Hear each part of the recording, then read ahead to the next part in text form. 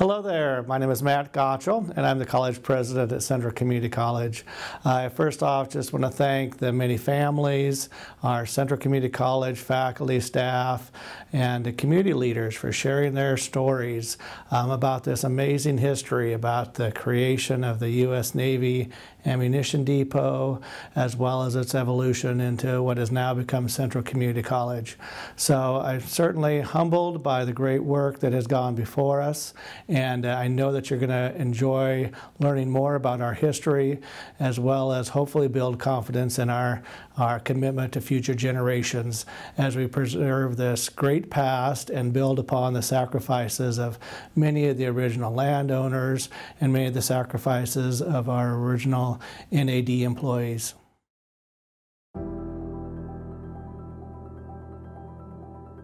It's very important for us to be able to tell our story and the story of the Hastings community. The NAD is so connected to who we are today, and the history is so important because it's connected on the national, state, and local level. Just imagine coming out here to work and help the country. And then if you fast forward to where we are today, it's just no one, I don't believe anybody could see it coming and what we were going to turn out to be.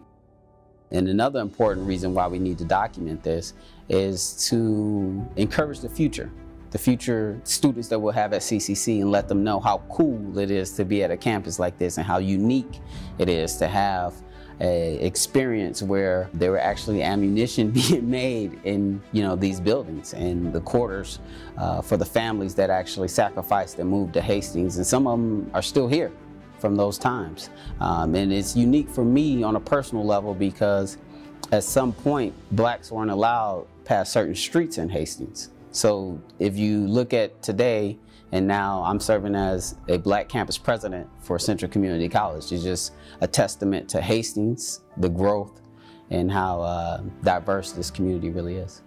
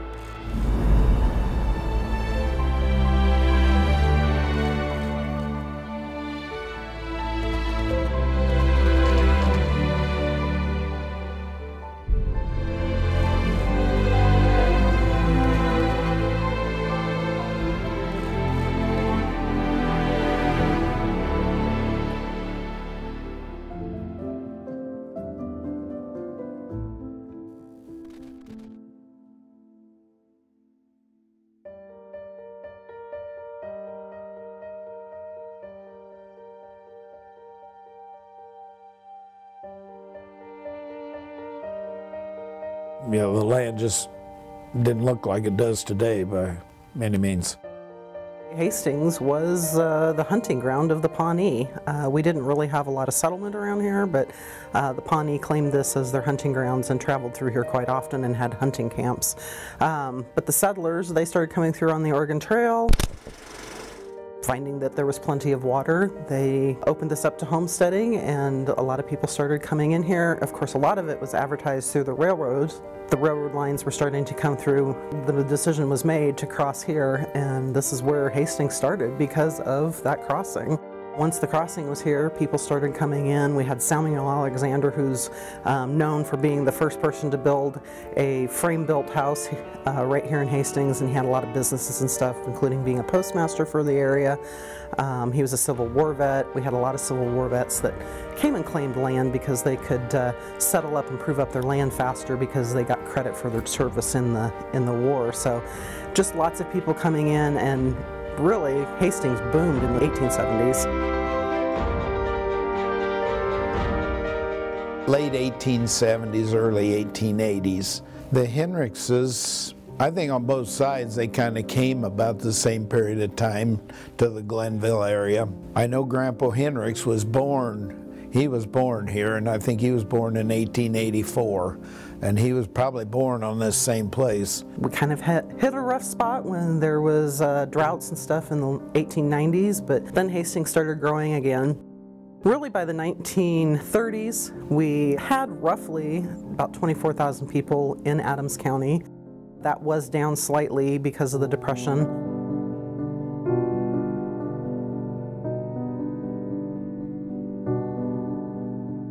So the 1930s and the Depression there was partially because of the stock market crash in 1929, but then it was coupled with the drought that hit the Midwest. There was a lot of claims about how you should farm, and plowing the soil would bring the rains, and of course we know now today that that's not true. But farmers were trying anything and everything because they were so desperate. They couldn't make enough food production on their land because of the drought to feed their families. There were a lot of families that ended up leaving, not just around the Hastings area, but all of Nebraska and Kansas, because they couldn't find enough water to water their plants and keep their farm going, and they just had to move on. Those that did stay here, they really struggled. They couldn't find jobs outside of the farm because we were in a depression and there just wasn't any jobs that way either. So the Midwest was really hurting, and Hastings was no stranger to people just not having the money. The 30s were miserable for this area. They didn't have irrigation, and to see the dust blowing and the poor prices of in this area, you just had the combination of the Depression and the drought. Either one in itself was bad enough, but when you had both at the same time, it was very tough times. They were almost starving to death. People in Adams County, there was 40% unemployment in Adams County. 10% of the people moved away. Hastings, they were afraid it was going to turn into a ghost town. The farmers that could withstand the dirty 30s and the droughts that we had in the early 30s were multi-generational families that had had farmland since becoming settlers and taking homestead claims in the late 1800s. So they were very proud of their land. It had been handed down through the families. It was very important to them to pass it down to their next generation. And if they weathered that drought of the 30s, you know, that really made them very hopeful for the future. Now, the Hendricks farm was passed on down from generation to generation, but Grandpa Sodoff bought his in 1919 and gave about $175 an acre. Of course, the economy was pretty good. By the end of the 30s, we started getting some rain. Farmers were starting to pick back up. They were starting to make money on their land. And so things were looking good for the farm economy in this area.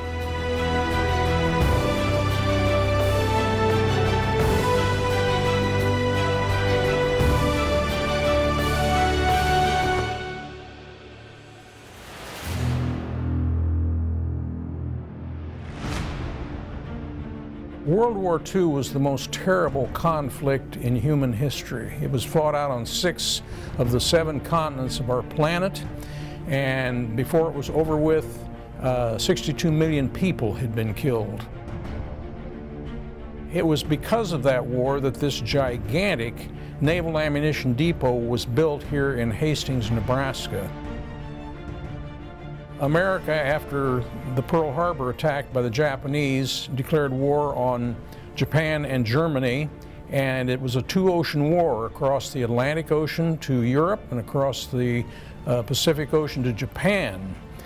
And the Navy brass, for nearly 20 years after World War I, was almost starving to death. They didn't have any money to do anything. And all of a sudden, they had an unlimited budget.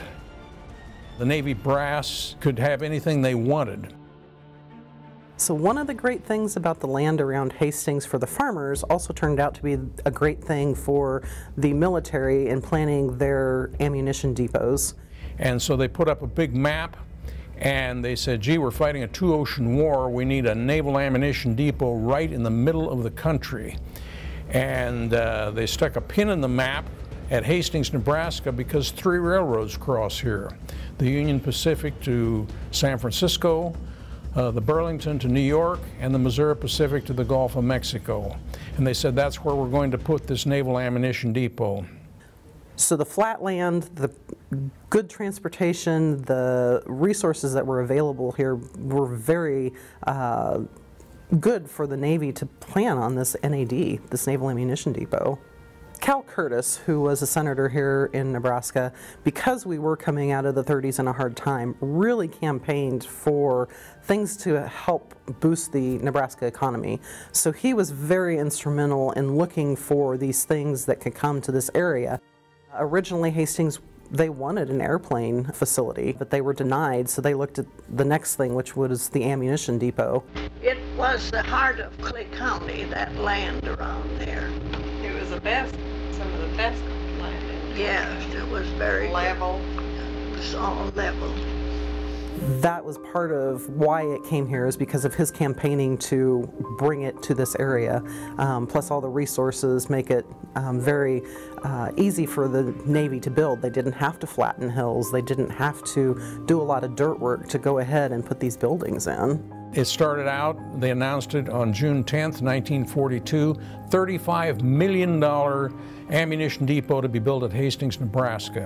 None of them could understand that they would take such a nice country to do these things in.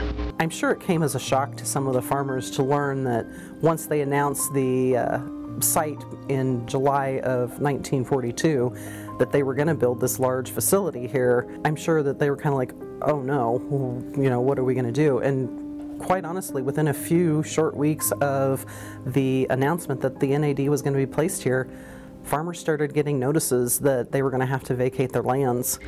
Well, it came at such a surprise that none of us really understood what they were up to, because that was a very good land, and we had our homes there, and just went through a depression, and we didn't get any of the crop that when they went in, and they came in, and he said, oh, well, my dear lady, don't you know we got a war on? We can condemn it. So that was the answer. They did have appraisers that would go out and look at the value of the land. The average was about $52 an acre that the farmers received. Some got better, some got worse. But at the same time, McAllister, Oklahoma was being built. It's another naval ammunition depot, and because of the land down there, the farmers there were only getting $37 an acre. So, you know, there's kind of, yes, they got more money, but the land was also worth a lot more to them. Well, we got $60 an acre with crop damages and everything. And we lost a lot of fences that they plowed out, and we felt very hurt about it. Well, and you had just bought this ground. Yeah, we had just a short time before they came in. Yes. And what did you pay then? We paid $80. It probably wasn't much quibbling about it. You just took what they appraised it at. So some farmers, depending on where they had their land, some farmers had to evacuate within a week of getting their notices. Others could stay on and finish out the season and get their harvests out. Those that had to get off immediately, they had already planted their crops. They didn't have a chance to see that harvest through, so they were out money from that, just doing the planting.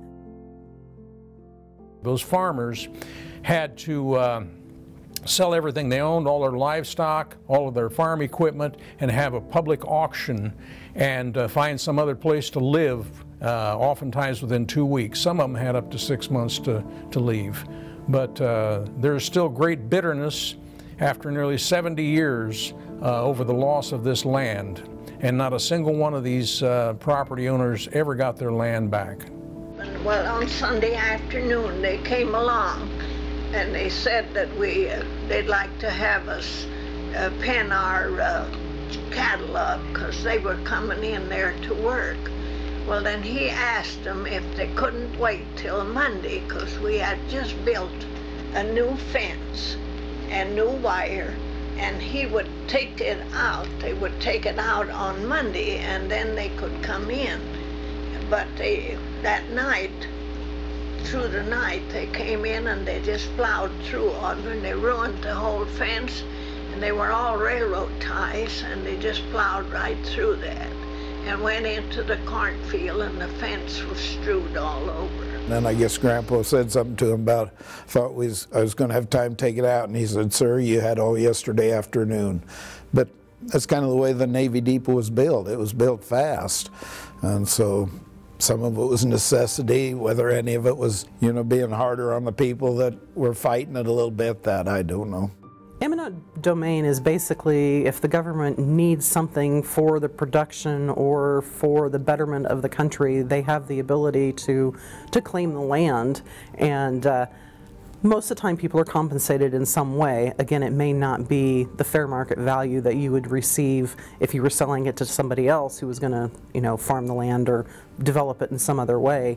But the government has that ability, whether it's federal or state, to claim something as eminent domain. When I was younger, somebody that was a neighbor of Grandpa Henriksen, when they were moving out that day, and he was sitting on the wagon, and that guy said, "I can still see your grandpa going by sitting on the wagon." His head was hanging. He said he was never the same after that, just like he just lost everything. And he said, that's about the only time I ever saw him cry, is when he had to leave the farm. Many of them were upside down on their mortgages, so even at $52 an acre, they didn't make enough money on it to pay for another farm because they owed so much on their mortgage. They took a lot of loans out during the 30s just to survive. Well, everybody was so busy because everybody was having to move at the same time, and we had to take a loan to get our farm. There was a little fear that they didn't know how soon they'd get paid, so everybody was in the same boat. They were trying to get out too. You know how farmers are, neighbor helps neighbor, but in this case, there just wasn't enough land. It affected the price of land going up for 100 miles away. Everybody was looking for a farm.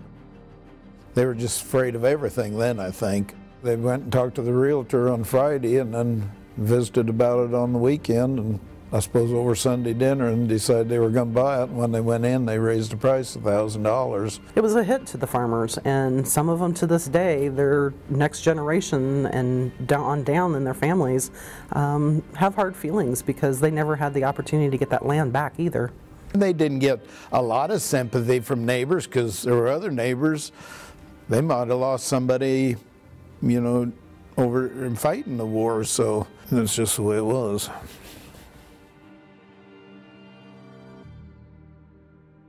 Prior to World War II, if you could find a job that paid 25 cents an hour, you considered yourself lucky to have a job. So when the plant was announced in the 40s, people were really ready to start making some money and were eager to make better wages. They started building right away with Maxon Construction Company. Many of these workers had come out of the Depression years, hadn't had work for 10 years.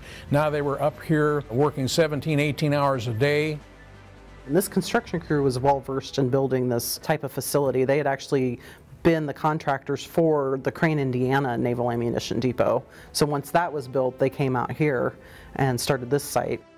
The construction workers, 5,000 of them that built this place, they built this as a permanent state-of-the-art facility. A lot of them were from the deep south, had never worn shoes before, and they're up here in a Nebraska winter pouring up to 8 of these vaults per day. They had to build literally a circus tent over each one of those vaults in the middle of the winter. So that's pouring the concrete, putting all the forms up and everything. There's nearly 1,900 of these barrel vaults out here that are 14 inches thick at the baseline and 6 inches on top. They're 26 foot in diameter and 80 foot deep, and they're covered with 2 foot of dirt on top. And that's to keep the temperature constant on the inside the year round. You go down the ground a few feet and it's 55 degrees the year round. Well, that's a great storage place for explosives and ammunition and so on. Well, they brought up train loads of a soil called Califachi from Houston, Texas. It's called Houston Black, and the top 6 inches on top of all of these vaults out here is this black Houston Califachi dirt that holds moisture very, very well. Most of the grass is still in place after 70 years. If they hadn't put that kind of dirt and grass on top, it would have washed away in 3 or 4 years in our Nebraska soil. The dirt on top of these vaults is not for camouflage. It's for, in case of an explosion, that the mass will keep it contained, and also to keep the temperature constant on the inside. Now they're covered with grass on the top of that 2 foot of dirt. That grass, if you flew over it during the day, they'd be green compared to the ground around it, and also they'd throw shadows on the ground, so it'd be perfect target from the air. But there was no airplane from Japan or Germany that could reach this facility in World War II.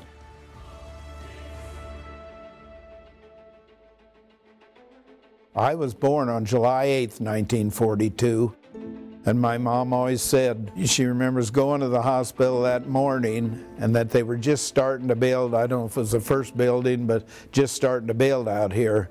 And she couldn't believe in the week or 10 days that she was in the hospital how many buildings were up. They were moving very quickly on that. And they got it up and running in 1 year's time. An absolutely monumental accomplishment. We couldn't do it today. By the 4th of July of 1943, they hired a total of 11,000 people, that included the military people, to run this place. And it furnished 40% of our World War II Navy ammunition. They continued to build on through 44. They added a bunch more buildings. One of the major areas being the rocket area. That was not in the initial plans, and they decided that they really needed it out here. They added more 40mm buildings because they had such a high production need for that. And even on into the Korean War, they were still adding some buildings. We ended up with a little over 2,200 buildings out here. Constantly people going in and out, just building and getting it ready to go. The construction workers out here, and eventually all the factory workers, were earning 75 cents an hour. That's 3 times the rate that you could normally get out here. They worked 7 days a week. There were no days off. They worked 10 hours a day. They were so tired that they really didn't have time to get into too much trouble out here. My family and I moved to Hastings from Omaha in 1943. My father was employed at the NAD for Maxon Construction. As kids, we were excited, and I think my folks were too. With the Navy Depot, it meant good continual employment, and so that was exciting. We lived in the government trailer camp, which was the only housing available for us at the time. So the 1940 census for Adams County was about 24,000 people for the entire county. In 1942, right before the announcement of the NAD, Hastings had a population of about 14,000 people, a little over that. Within 1 year, in 1943, Hastings had grown to over 24,000 people. That was the size of the county now in Hastings. It was the 3rd largest city in the state, Omaha, Lincoln, and then Hastings. It really demonstrates how that housing became a problem and just the number of sheer people that were here. In the World War II times, growing up here, I was a neighborhood kid, I was local, and we had a chicken wire backstop on a vacant lot, and then all at once, we had a lot more kids playing sandlot baseball, and there were a lot more kids coming to our school. There was a couple things at play with housing here in Hastings. To begin with, in April of 1942, Grand Island announced the Cornhusker Ammunition Depot, which was a very similar facility to the one that we had here in Hastings, only it was for the Army and not the Navy, and they were bringing in people to work their facility. They did not have quite as many employees as what we would end up here in Hastings with, but they still had a lot of people coming in, and they didn't have enough housing. So to start with, at the beginning of the year, you have almost 250 families from Grand Island coming down here looking for housing. People were already aware that things were tight in Grand Island. Then they announced the Hastings Ammunition Depot coming in, and then all of the workers that were coming to start the construction project. So there was a lot of unrest, and it went on clear through the years of 42 and 43. You see things in the newspaper where there's a lot of back and forth fighting and letters to the editor about being pushed out of our houses, not being allowed to have houses, and being segregated to certain areas of town. And so it put a lot of pressure on the community. Everybody in town that had a house, they begged them to break it up into sleeping rooms for the workers that were out here. If they had a garage or a shed or an attic or a basement, they begged them to refurbish those and rent them out to these workers and so on. I remember my folks rented rooms to help raise some money and pay for the sustenance. My dad knew them, and everything was crowded, and it seemed like my mom was always cooking or packing sack lunches for these guys. It was just I'm not going to say hectic, but a busy time, and a lot of activity. The government tried to help out with this. For the people who were coming in for the construction work, they brought in old CCC barracks and they placed them where the Wayland Energy Center is. And this is where the construction workers would live. They would live in train cars. There was a group of Lakota that came down here, and they lived in their own teepees across the road from Maxon Construction. In addition to that, they brought trailers into where the Hastings High School is now. The government brought in 500 trailers, and then the city added an additional 200 to that area. Those were meant for families to come in and live, people who are working in the construction. In addition to that, the government authorized money to be spent to build Spencer Park, which is now where Good Samaritan Village is. That was only for NAD employees. So if you didn't work at the NAD, or somebody in your family didn't work at the NAD, then you couldn't live there. There's a story of a woman who was a boarder in one of the houses here in Hastings, and she talks about how when she would get up in the morning, the next person that was coming in, coming back home from working out there, because they worked 24 hours a day, would crawl into the bed and it'd still be warm. They were literally sharing beds and trying to make do with whatever they could. And a lot of it was based on their economics. Coming out of the 30s, people were desperate for money. They were trying to make more. It was great money working out at the NAD, so you were willing to put up with some of those accommodations that maybe weren't so favorable. The factories employed 3,500 workers per day, and about half of them were women. Women really were expected to pick up the slack during World War II, not just in Hastings, but all over. And they had some freedom because of that. You know, women were working either because they weren't married or maybe their husbands were gone. They were working some hours that they probably would have never worked before, and they had jobs they would have never had before. And quite frankly, it was liberating for them. There was a lot of young single women that came here to work, and they made money.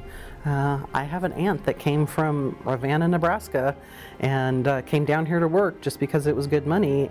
They were working in these factory buildings that were a block or two long and about a half a block wide. And it was like working in a wind tunnel because the exhaust fans were running all the time. And that was taking the fumes and the out of the building from the explosives, because the slightest spark would cause the whole building to explode. Each building was surrounded with 50-foot high lightning rods that grounded all the static electricity in the air. The women had to keep their hair covered. They couldn't comb it. Everybody had to be grounded all the time. It was like working in a fireworks factory, and the whole place could explode in any given second. So 42 was a year of building. They got the place ready. They started hiring their employees who were going to run the production lines in early 43, and then sent them off to other facilities to be trained before they came back here. So production really did not start out here until July of 43. 44 was a big year in production, particularly 40 millimeters. The amount of production that they did in 43 is just astounding. There was over 12 million 40 millimeter shells that were built in this facility. That's a lot. With more production and faster paced, you know, things happen.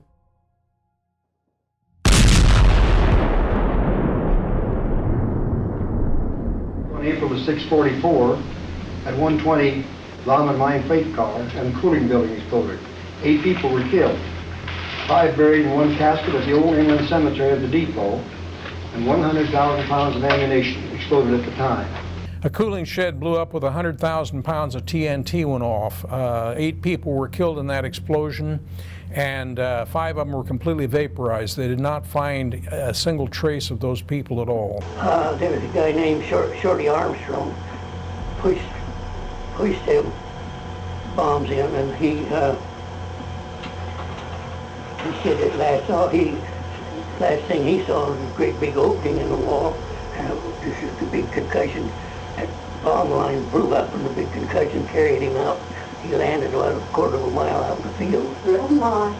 Didn't even hurt him though. Didn't kill him though, huh? He was a lucky one.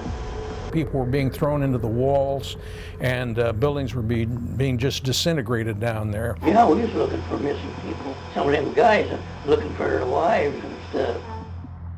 September the 15th explosion was a transfer depot. It went off at 9:15 on a Friday morning. It left a hole in the ground over 500 foot long, 220 foot wide, and 50 foot deep. I had the pleasure of being just a quarter of a mile from it when the explosion went off. We stopped in the corner to see if the crew was going to stop the cafeteria for coffee, which they did so often, and we was going to go back and get it. We were standing in the corner when we had felt a little bomb, you know, a little shake, and then just like a ball of fire, just like when the sun comes up, only much more brighter. This ball of fire went up in the air, way up in the air. The smoke started to follow them to turn around and come back down. Well, it went into the smoke, but you could still see it. So they disappeared behind the blow wall into it. But what it did, it hit into 3 carloads of black powder, smokeless powder, excuse me. And of course that started fire. It was the 6th largest man-made explosion in recorded history at that time prior to the atomic bomb. Killed 9 people at the site and another 54 were badly injured.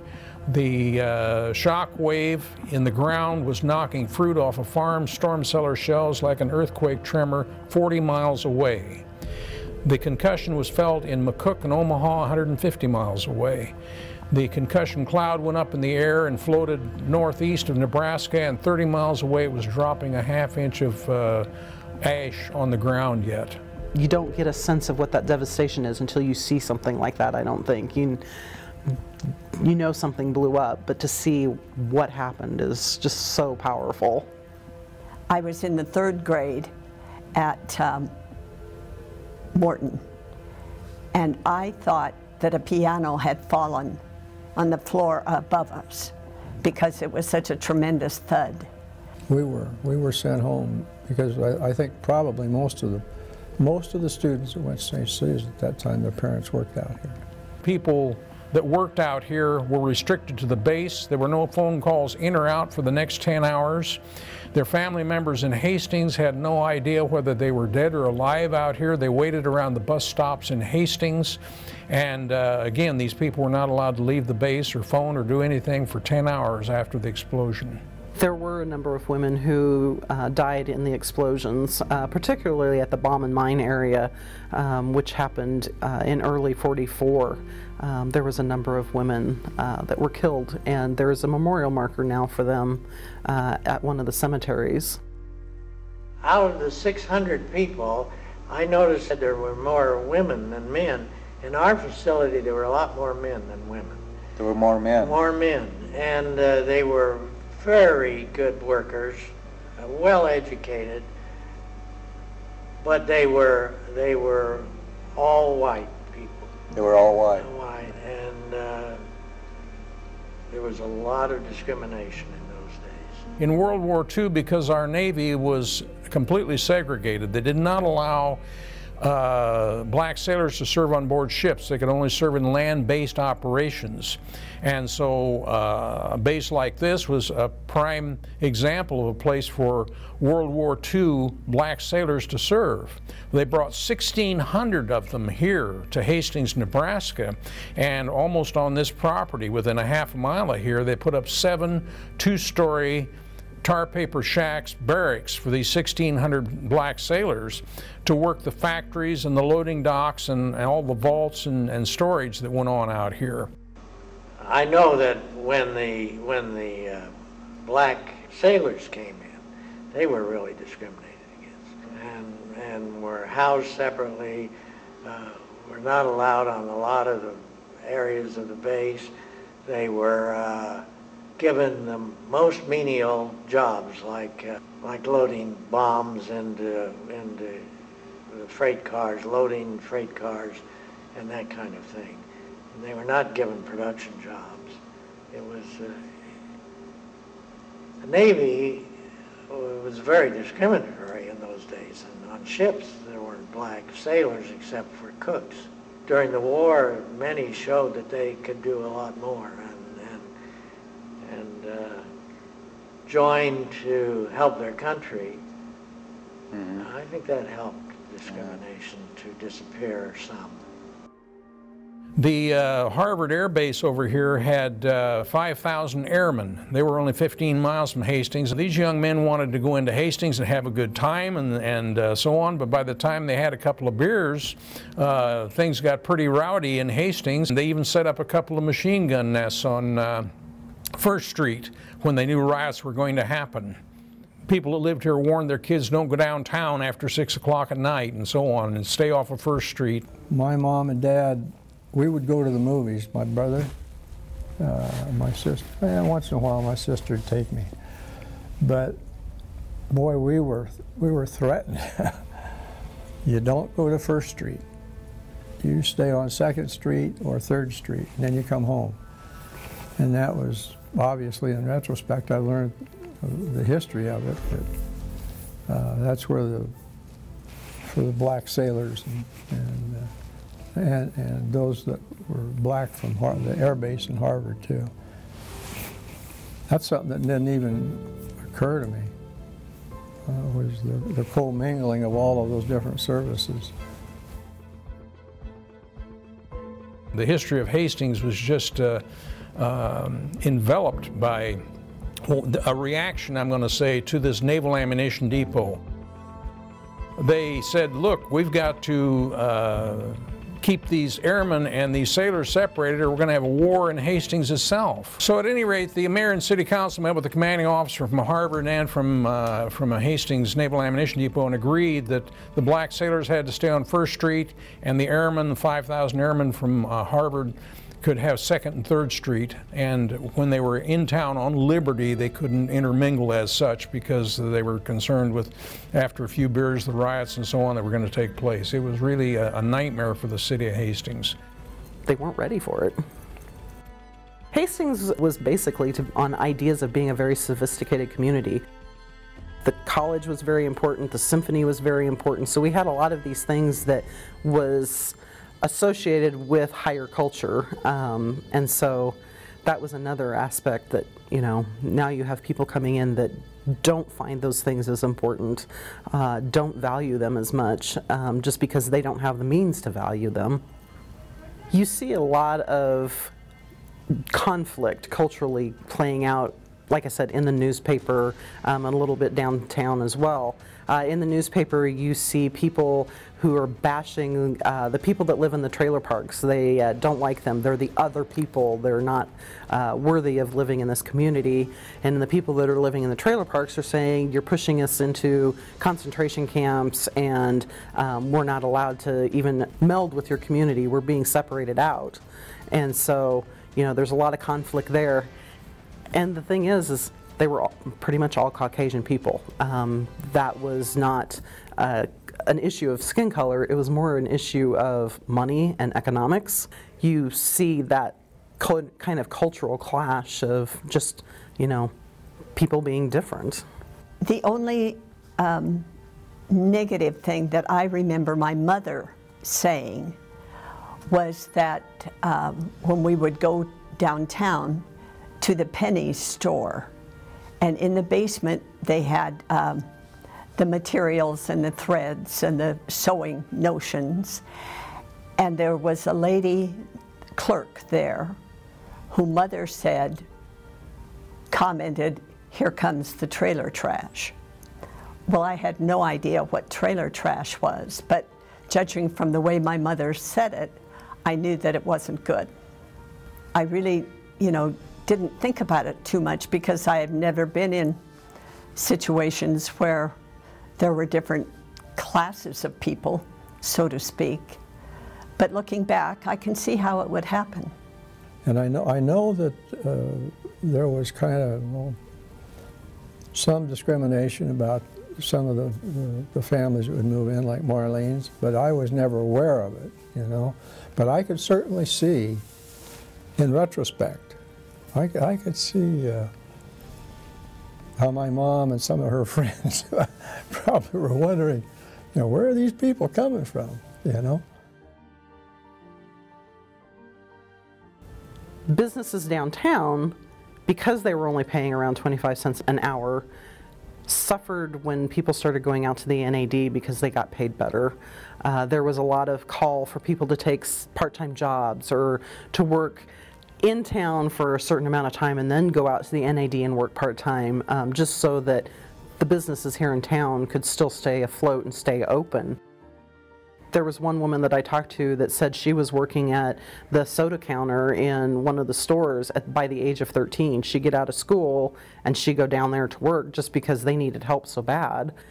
Everybody wants the same shopping, everybody wants the same entertainment, and so, you know, 2nd Street and 1st Street became very packed and full and busy all the time. Businesses had to stay open later too, because you have women who are working out at the NAD and they're working from 7 in the morning till 7 at night. They don't have an opportunity to do their shopping. So now businesses, just to accommodate that, stay open later. So you see curfews being put in place because there's all these people and now you need to get them out of there. You don't want to have police presence there all night. So there was a 10 o'clock curfew put in place, partially because there were people complaining that they were being molested or something had happened that they weren't happy with, and so the answer was to just get everybody off of the streets. When we went from a sleepy little town of 15,000, 16,000 to this mass population of 25,000, and so fast, and they were from all over. But I have very, very vivid memories of going downtown, and literally you couldn't, the sidewalks were packed with people. There's a great picture that the Adams County Historical Society has of 2nd Street just packed with people. I'm sure it was some kind of event because you can see Christmas lights and stuff in the background, but I mean, it was not cars on 2nd Street, it was people on 2nd Street, and it was packed shoulder to shoulder. Any type of military activity during World War II was very hush-hush, and the NAD was no different. You weren't supposed to talk about all the details because, heaven forbid, there be a German spy here that could take that back to Germany and use it against us. So they were very worried about that information getting out. They didn't want people to know outside of these buildings and these gates what was really going on. A lot of people in town, you know, they had a good idea, but to the extent of what they were doing was not public. Because people didn't know what the other person was doing. You didn't talk about what type of job you had or what building you worked in. You just, you know, you knew you worked out there. And a lot of people didn't know what was going on or that the base was even that big. Just the way they ran their security. When you went into the main gate, you were checked in there, and then you boarded a cattle car, is what they called their trailers, that would haul people out to the place that they worked. They went into another security gate and into the cafeteria in the area where they worked, and at night they just went right back out. They didn't get a tour of the facility, they didn't drive around this facility to see what was all there, you know. So if they were just on one road, that's all they knew the base was. My dad, because of the nature of the work he had, it was a creosote-based product that they covered these concrete igloos with. And that, I mean, creosote really can burn the skin, just touching it, let alone breathing it and so forth. And my dad always, his skin was constantly red, as opposed to the workers here who worked with yellow D, and theirs were always yellow. You could tell who worked here, and in the factories out here, because most of them had yellow. They smoked a lot, but But these two fingers, I just remember a lot of people, they were just constantly yellow with that chemical that went into the ammunition. And everybody who worked in that plant, clothes would be yellow, and have yellow stains on them. But we were continually hosing down the floors and trying to keep the dust in control. Shortly after the Korean War, they decided that this facility was not going to stay open, so they decommissioned it, is what they call it. So they started a process of almost 10 years of work to clean up the facility, get rid of all the excess material that they could, anything that could be salvaged, like equipment. They would send it out to other depots that were remaining open, and basically just trying to get it back to something that the county could use again. So it was a long process to just kind of undo everything that had been done. Kind of seems like a waste because it had such a short life, but it served the need that we needed for our military effort in World War II. When the Hastings NAD was decommissioned, I'm sure it had a really sinking feeling for a lot of the authority people here in Hastings, the city council and stuff. They had worked so hard to try and integrate all of the people that were coming in. Even when they started reducing the workforce in 1946, I'm sure that had an impact. They were probably hopeful that those jobs would continue and come back.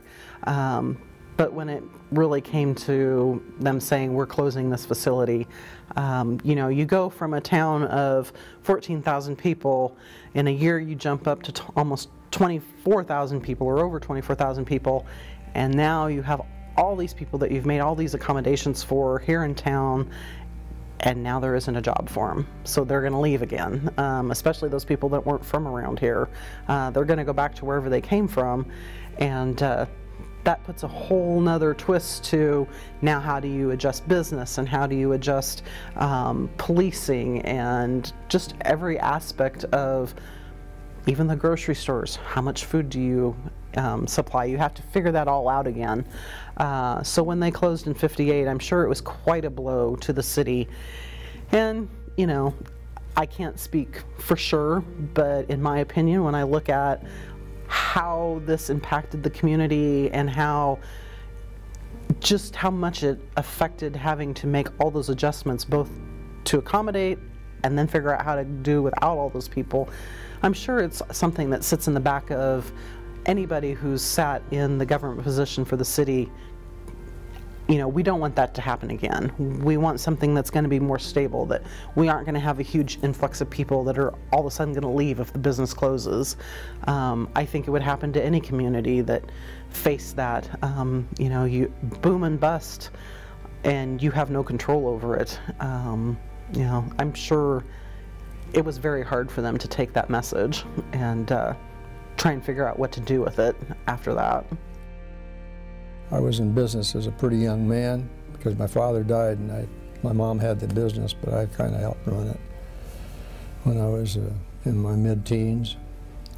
And so I kind of got plugged into what I had to get plugged into what was going on, and never ever again we were going to be a single industry community. It just wasn't going to happen. People got it was not good business. And of course, in retrospect, you know, I mean, you can tell by the permanence of the buildings. I mean, it was designed to stay open, but the problem was they built it too well. And but thank God that a lot of smart people figured out a good use for it, because it's much better as a college. In April of 1963, the U.S. Department of Agriculture held a meeting in Clay Center, Nebraska at the high school gymnasium, and Governor Morrison was there and several other agencies, and there were about 300 people at that meeting. And a lot of them were the farmers that had owned land out there prior to that time. And The guy that was running the show, he said that the land still belonged to the Government Services Administration, and says no property that's owned by the Government Services Administration can be deeded back to anybody else directly. It would have to be sold at public auction. That's a law. So all of the farms could not go back directly to the people that owned them, only by public auction. And then the meat animal research people with the U.S. Department of Agriculture says if we can have 50 square miles of land, we'll guarantee that we will employ 300 people that will pay more taxes than all the landowners could possibly pay out here to Clay and Adams counties. They asked for a show of hands that night on what they would rather have, public auction and then try to buy their own farms back somehow, or if they wanted the Meat Animal Research Center to go in there and cover 50 square miles. And out of 300 people, nearly 200 of them voted to go with the Meat Animal Research Center, so that's what happened today. 20 square miles with all of the factories and so on was taken over by the Hadco Corporation. That's an acronym for Hastings, Adams, and Clay County. And they were a corporation for the lease, sale, and development and so on of the 65 factories, the land, all the warehouses, 400 warehouses and all that kind of stuff. So they took that over.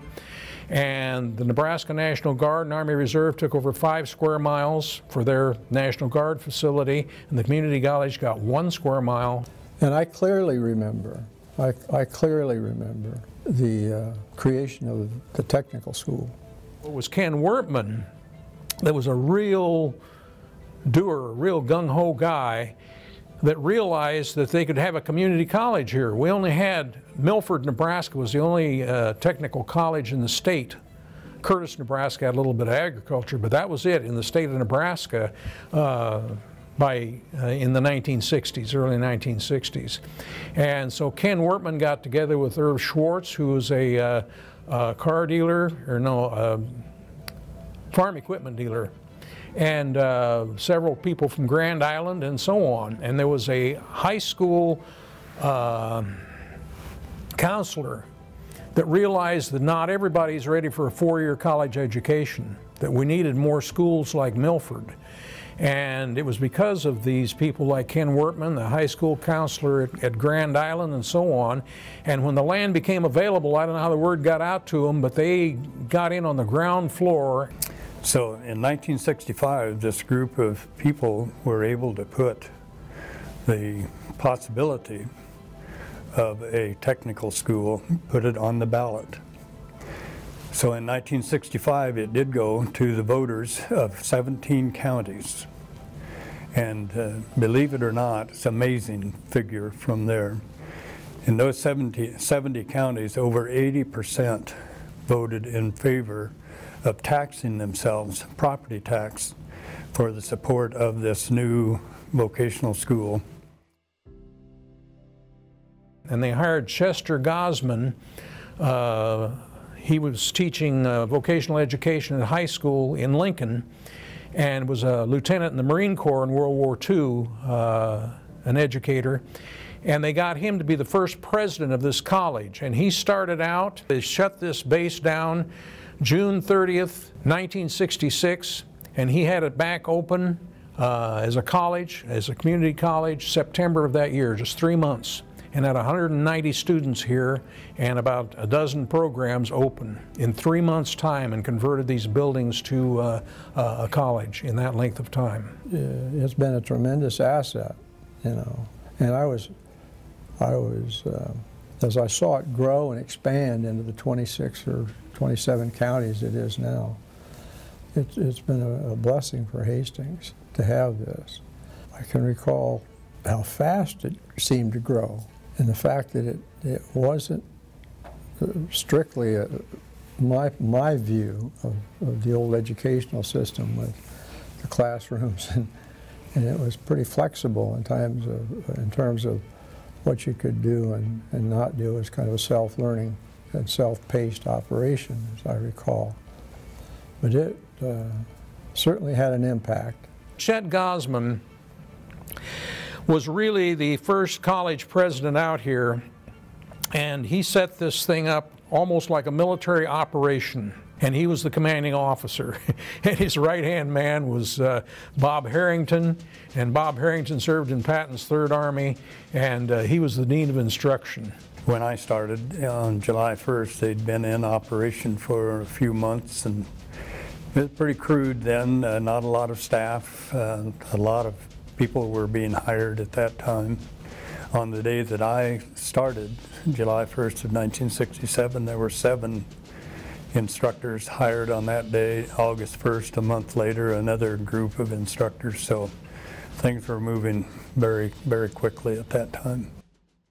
They started out with individualized instruction with course packets. They did not have classrooms as such. It was all hands-on, individualized instruction. This was during the Vietnam War days, and the veterans coming out, they were discharged any day of the year. When they were ready to start, we were ready to accept them. From day one, the focus of now Central Community College was on students, and to serve students when they came. The individualized instruction was a big thing, very unique, where we could start students any day of the year that they came in. That was basically the order, I'll say, from the college president at that time, that we wanted an educational institution that would allow veterans to start the day they wanted to, not have to wait until a semester, a typical semester start date. It was, our institution was nationally known, nationally recognized for what we were doing. We were making 8mm film loops on how to operate a machine with a cassette headset on, and that's how a lot of the teaching was taking place. But everything was one-on-one with the instructor and the students. All of the general education classes, math, English, sciences, and so on, were made to support the technical areas. And if you were in a machine shop, then you might have a reason to take calculus or something like that, but nobody else had to take that. You took only the general education, the English and sciences and so on that you needed for your particular industry. And it was an open entry system. You could start any day of the semester that you wanted to start. And the reason that was possible was because you could break courses into single units. You know, most of the classes you take now are 3 or 4 credit classes. You take a 3 or 4 credit class, you start at the beginning of the semester, and you better get it finished within that term. Back then, you could register for them a credit at a time. That's what made starting any day of the semester possible. And it was very flexible. Nowadays you have web-based classes and that just is commonplace. Back in the 60s that was unheard of. So in the early days we had tours of people coming in from all over the country. They were coming in from Florida and California and the Dakotas and Kansas and that to see how this system worked, you know, and if it worked. Back then, in 1979, we were on the quarter-hour system, and I think only one of our gen eds transferred to a 4-year school at the time. Accreditation was a difficult issue because the organizations that accredited schools didn't know quite how to deal with us. You know, it wasn't seat time. You know, it wasn't how many hours that you spent sitting in a classroom, it was how fast you could get through the material. And so, you know, we kind of had to make the argument to the accrediting agencies about, well, we're competency-based, we're not time-based. It's not how much time you spend in school, it's how much you learn while you're in school. So those were interesting conversations we had with people who toured and then with the accrediting agencies. I think accreditation was always a struggle because we were so unique. You know, we weren't like any other college in the country, basically. And so justifying what we were doing and why we were doing it was difficult. And it was also kind of a cultural change for students because students were coming out of a traditional system. You know, in the high schools where you go, bell rings, you go to class. The bell rings, you leave class. You go to the next class, you know, you have a semester and those kinds of things. So coming into this was an adjustment which some students made very well and some students flourished in and some students faltered in because they didn't have that direct influence on an hourly by hourly basis that you got to be here and you got to be doing this. And so some students struggled with that a little bit. So in order to get our gen eds to transfer, we had to go to more traditionalized, which makes sense. Back in '79, it was more, you came here for a specific program. And then when you graduated, that's where you went to work at. And now we have a fairly strong academic transfer program. So it's kind of a blended situation right now. Our gen eds are really good. We have a lot of students that come here and get their gen eds before they go to a four-year school. The technical programs, they had moved in facilities that were designed for the Naval Ammunition Depot work. And so they had to do with equipment, cleaning equipment, getting it operational, getting it placed in locations that were different from what had been used before. The facility still had a very military look to it. Most of the buildings were in the process of being remodeled. And in other words, there was not sheetrock on the walls, and the furniture was military furniture that had been left here. The machine tool program, basically what it had was stuff that the Navy left here. The electronics program was just in its infancy. We were just getting the textbooks, so they were just selecting which textbooks they were going to use and how they were going to teach that. The cafeteria was pretty old and dated. It was the original cafeteria. There was an old wooden gymnasium on the south side of the campus that had a bowling alley in it and that. Dormitories were wood structures. There was a few dormitories in the upstairs in the Platt building. Facilities was a big challenge for the college. It was a blessing and a curse to have the facilities given to Central Community College. The blessing was the structure was already here. The curse was it wasn't designed for a college. The Platt building, which is now the business building, was a dormitory for Marine Corps guards, and it had a prison in the basement. So it had to completely be gutted, new heating, air conditioning systems and all that put in, classrooms put into the facility, and that was a big expense. We have come so far in terms of what we have done. We've taken these existing buildings and the architecture and kept that feel, kept that wonderful Georgian architecture. And instead of destroying it and moving on to more modern structures, we've kept that, maintained it, and built on it. And I think we've got the most gorgeous campus. Very proud of that, very proud of the campus and its history. And of course, you know, being the first vocational technical school in the state, as far as when that was all enacted in '66. So a lot of history here, not just from the starting of the community college, but also the history with the Navy and what this campus had. A lot of the buildings housed the colonels and the brass and the workers that came out here making all the munitions for the World War II Pacific Coast operations specifically. I had really three goals that I wanted to do. One is to really make sure that we preserve the history once I learned about that. But really wanted to make the campus look like a college campus, not just a tech school out there. So we worked hard to make the environment here as much of a collegial atmosphere as possible. And the other goal was to make sure we worked closely with the community. As a community college, I felt very strongly, and not that it hadn't before, but it was certainly something that I wanted to make sure we didn't lose that community feeling and work with the community, partner with the community, partner with the chamber, partner with economic development, some of the business and industries and manufacturing. So our faculty and our staff all the way through, I think, do an outstanding job and still continue doing an outstanding job making sure we keep those strong relationships within the community. I think it's extremely important to drive onto the Hastings campus and see these facilities. You know, it's a very unique campus. I don't think there'd be another community college campus in the country that would compare to what is available on the Hastings campus in the way of facilities and what has been done over these last number of years to convert a war operation into a quality educational institution. And that's one of the unique things about a community college is your governing board are community people. And so they look at, our governing board has to look at the needs of Columbus, Grand Island, Hastings, Kearney, Minden, Holdridge, you know, all these smaller towns around there, and balance those needs with whatever resources that are available. We don't have old money driving what we have to do here. That does allow us to be visionaries. I think that does allow us to be more flexible in what we offer students.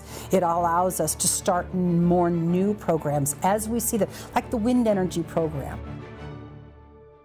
We have to keep abreast of what's going on in the world, and somebody's got to fix those wind generators out there. It's a great program to have. When I was here, it was all board drafting. Everything was on the board when I was a student. When I was in industry, everything was board drafting. It was slowly getting into the computer CAD type drawing. Now everything is CAD, everything. We have 3D printers. I have 4 different types of 3D printers in my area, which is something new over the last 10 years. So technology is the #1 change. I go out there and I try to kind of see which way the industry is going. I talk to them. They kind of tell me, well, this is what we think's coming down. And we always try to stay ahead of it just a little bit. Sometimes it's tough. But you know, I say industry really dictates more than anything the direction we're going to go. And the college has been great. They always support us. This school is really great at supplying us with the equipment that we need. The founders of this college, when I think back to Chester Gosman, who was still at this college when I started, I think if they could see us now, they could see us here, the building structures that we have and what we've done with them, the grounds, the programs that we have, the amazing programs that we've built, the faculty. Even from when I started 40 years ago, this institution has an entirely different look. It has an entirely different feel. We have grown. We have not, I don't think, stayed sedentary. I think there's a lot of people that feel like we're not moving fast enough, but we have grown tremendously. When you look back in terms of just 4 decades that I've been here, the differences that we've made, the impact we've had on the community, which I think is astounding. I think we have had an astounding impact on the community. I think 40 years ago when I started, we were kind of a joke. We're not a joke anymore. You don't hear people laughing and making fun of the community colleges like you used to. Well, I think time does a lot of things, and at one time that 4-year degree was extremely important, and less so in the technical side. I think as time has changed, we need technical education. I'm an educator. I believe in the 4-year schools. I believe in the technical schools. There's a place for each, and I think that it's important that students understand when you talk about career pathways, it's not about a career pathway into plumbing, a career pathway into electrical. It's career pathways looking at what can they do with their future, whether being a doctor, whether going in a 4-year direction, and not look at the technical side of it as a, oh, that's where others go. That is not where others go. They're good paying jobs, highly skilled jobs. We have people that you know, are very, very skillful, people that I know when we looked at diesel, it was, we had an average ACT score of 26 in the diesel program. I mean, industry would come in and say, you don't think we're going to put somebody that doesn't know what they're doing on a $2 million piece of equipment and try to repair it. They've got to know what they're doing. So they're highly skilled. I have a daughter that graduated from here. She's an electrician, and they're in demand. A lot of students graduate with 2-year degrees here, especially in a lot of skilled and technical science areas, making a lot more money than people who go on to bachelor's degrees with a business degree. I mean, you can make very good money with a 2-year degree now and spend a lot less money to get there. That is now a reality that people are really starting to understand and push. And I think the exposure to folks to say, don't rule it out because it might be something you really wanted to do, but there was pressure to go a different direction. There's jobs, there's good paying jobs, and it's just another choice you can make. For the past century, this land has served many needs, from the needs of the individual settlers that lived here, farmed the land, to the national level where we prepared for World War II, to where we are today at Central Community College, serving local and regional needs of students in the workforce. It's important that we document our history so we know where we've been and where we're going.